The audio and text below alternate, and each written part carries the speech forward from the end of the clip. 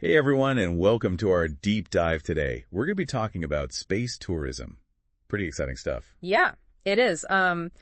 It's pretty amazing, actually, all the stuff that's happening in this area. Absolutely. And to help us really understand what's going on, we're going to be taking a deep dive into the work of Jörg-Owe. He's done some fascinating research on the subject. Yeah, his work is really insightful. Schneepat, he really gets into the nitty-gritty, the technology, the economics, the legal stuff. Oh yeah, all the big questions. So where we even begin with something as massive as space tourism? Well, I think a good place to start is with the sheer scale of this thing. Schneepat predicts that this industry, it could be worth over $800 billion by 2030. Whoa, 800 billion. That's more than the entire global airline industry. It is. It's mind-boggling, and it really shows you the potential here. Okay, so we're talking big money. But how did we even get to this point? I mean, space travel used to be the exclusive domain of governments and astronauts, right? Right, exactly. But things started to change in 2001 when Dennis Tito became the first space tourist. Oh yeah, Tito, the guy who paid $20 million to visit the International Space Station. That's the one. Schneepat really emphasizes how Tito's journey was a turning point. It showed the world that space travel wasn't just a government thing anymore. It's amazing how much has changed since then. Now we have companies like SpaceX, Blue Origin, Virgin Galactic. They're all competing to make space travel more accessible. Yeah, it's become like a whole new space race, but this time it's private companies leading the charge. And Schneepat does a great job of breaking down the different types of space tourism that are emerging. Okay, so let's hear it. What kind of space adventures are we talking about? Well, you've got your suborbital flights. These are like quick trips to the edge of space. You get to experience weightlessness, see the curvature of the Earth. It's like a taste of space. Sign me up. But what if I want more than just a taste? Then you're looking at orbital flights. These involve going further into Earth's orbit. You could even visit the International Space Station. Okay, now we're talking. A real space vacation. Yeah, exactly. And then you've got the really ambitious stuff, lunar tourism trips to the moon. Moon trips. Is that even realistic? It's more realistic than you might think. Companies like SpaceX, they're already working on it. So we've got suborbital, orbital, and lunar tourism. This is getting pretty wild. It is, and it's only going to get wilder. So who are the major players in all of this? We've mentioned SpaceX, Blue Origin, Virgin Galactic. Anyone else we should be paying attention to? Definitely. Schneepat highlights a few others. There's Space Adventures. They've been facilitating private citizen trips to the ISS. Interesting. Then you've got Axiom Space. They're working on a fully private mission to the ISS. And they're even aiming to build their own commercial space station. Wow, their own space station. This is getting serious. It is. And all of this is being driven by some incredible technological advancement. Okay, so let's talk tech. What's Schneepat say about the innovations that are making space tourism possible? Well, one of the biggest game changers has been reusable rocket technology. Companies like SpaceX, they've really pioneered this. Reusable rockets. Why is that such a big deal? Well, think about it. Before reusable rockets, it was like airlines having to build a brand new plane for every single flight. Ah, I see. So reusable rockets make space travel much more affordable. Exactly. And Schneepat also talks about how spacecraft are being designed with passenger comfort in mind. Think luxury accommodations, panoramic views of Earth. It's all about the experience. Sounds amazing. But what about the environmental impact? I mean, rockets, they burn a lot of fuel, right? That's a valid concern, and Schneepat addresses it head-on. He talks about the issue of rocket emissions and their effect on the atmosphere. And he also discusses the growing problem of space debris. Space junk. Yeah, we don't want to turn space into a giant junkyard. Definitely not. So are there any solutions? Well, Schneepat emphasizes the importance of regulations and sustainable practices. We need to make sure that we're exploring space responsibly. It sounds like there's a lot to consider. We've only just scratched the surface here. We have. There's so much more to explore in Schneepat's work. The economics, the legal challenges, the ethical considerations. It's a lot to unpack. It is, but it's all fascinating stuff. Well, I'm definitely ready for more. Me too. So let's take a quick break, and when we come back, we'll dive even deeper into the world of space tourism.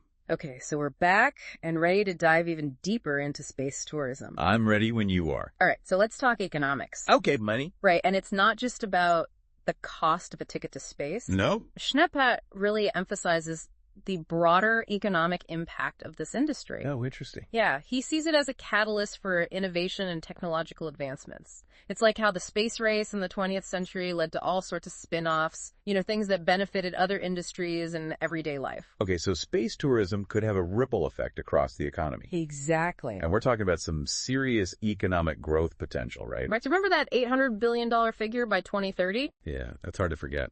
Well, that translates into a whole lot of investment opportunities. Schneppat even talks about space tourism ETFs. Space ETFs, I've never even heard of that. It's a whole new world out there. And it's not just about Wall Street either. Schneppat highlights the job creation potential of this industry. Oh yeah, jobs. And it's not just about astronauts and rocket scientists. We're talking about all kinds of jobs.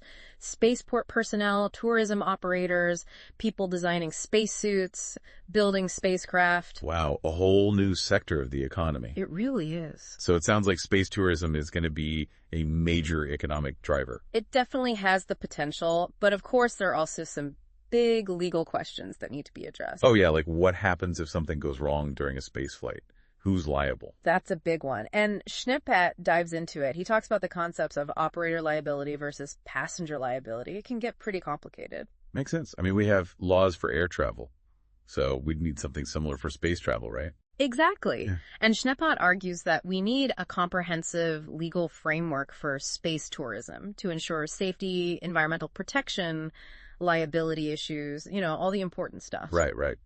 But who makes these laws? Is there like a space court or something? Well, it gets a bit tricky there. Schneppat emphasizes the need for international cooperation because space is not any one country's territory. Like the Wild West out there. In a way it is, but Schneppat is optimistic that we can come together and create a legal framework that works. Fingers crossed. Yeah, it's definitely a challenge. But it's one we need to address if space tourism is going to be sustainable. Okay, so we've talked economics and law. What about ethics? Does Schneppat get into that at all? He does. He raises some really thought-provoking questions. Like what? Well, one of the big ones is whether it's right to be spending so much money on space tourism when we have so many problems here on Earth. Yeah, that's a valid point. Right. Like, should we be focusing on space vacations when we have climate change and poverty to deal with? It's a tough question. It is. And Schneppat also talks about the potential environmental impact of space tourism. Oh, right. Like the rocket emissions we talked about earlier. Yeah, and also the potential for disrupting pristine environments in space. So we need to be careful not to mess things up out there. Exactly. Schneppat argues that we need to be responsible stewards of space. I like that, responsible stewards. It's about finding a balance, Yeah. between exploring this new frontier and protecting it. It sounds like Schneppat is urging us to approach space tourism with a sense of caution. Yes, and responsibility. He's not saying we should stop exploring space, but we need to do it thoughtfully and ethically. That makes sense. So yeah, Schneppat's work really covers a lot of ground. It does. It's pretty amazing how he brings together all these different aspects. The history, the technology, the economics, the law, the ethics. It's all connected. It really is. And I think that's one of the things that makes this topic so fascinating. I agree. So what's next? Where do we go from here? Well, in the final part of our deep dive, we're going to explore some of the really big questions that Schneppat raises about the future of space tourism. The future, huh? Yeah, it's time to put on our thinking caps and really ponder the implications of all this. Okay, I'm ready for the challenge. Great, because this is where it gets really interesting. Okay, so we've covered a lot of ground. The history, the technology, the economics, the legal stuff, even the ethics. But now it's time to look ahead. What does the future hold for space tourism? Well, that's the million-dollar question, isn't it? And Schneppat doesn't shy away from it. So what does he say? What kind of future does he envision? Well, he starts by asking some really big questions that go beyond the practicalities of space travel. Okay, I'm intrigued. Give me an example. Well, one of the most thought-provoking questions he asks is this. How will widespread access to space change humanity's view of Earth and our place in the universe? That's a good one. Makes you think. Right, like will seeing our planet from space, will it make us more aware of its fragility? Maybe it'll make us all better environmentalists. Maybe. Or maybe it'll have the opposite effect. Maybe it'll make us feel more detached from Earth.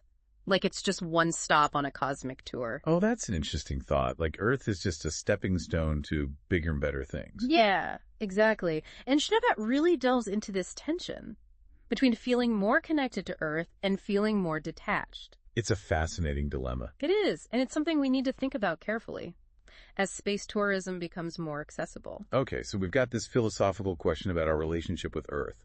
What else does Schneepat bring up? Well, he also talks about the potential for space tourism to drive innovation. Ah, like a new space race, but for technology. Exactly. Like, will the demand for faster, safer, more sustainable space travel lead to breakthroughs that benefit other industries? Like how the original space race led to so many technological advancements. Right, precisely. So space tourism could be a catalyst for all sorts of innovation. That's pretty exciting. It is. But of course, there are also potential downsides. Schneepat doesn't shy away from those either. Okay, like what? Well, one concern is the potential for conflict.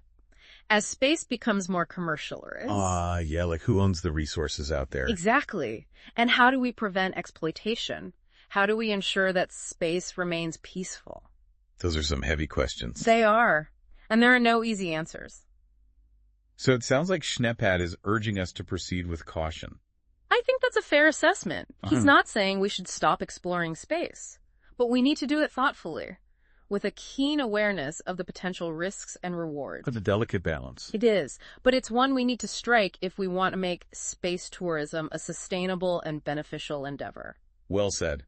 I think Schneepat's work really highlights the complexity of this issue. It does. It's not just about the excitement of space travel. It's about the big questions it raises about humanity's future. Exactly. And I think that's what makes this whole topic so fascinating. It's not just about rockets and spaceships. It's about our place in the universe. Well said. I think we've covered a lot of ground today. We have. And I have to say, I'm leaving this deep dive with a sense of both awe and apprehension. Awe at the possibilities. And apprehension about the challenges. That's a good way to put it. But I think that's the right attitude to have. We need to approach space tourism with both enthusiasm and caution. I agree. So on that note, I want to thank you for joining me on this journey. It's been my pleasure. And to our listeners out there, keep looking up at the stars and pondering the future of space exploration, because it's a future that we're all going to be a part of.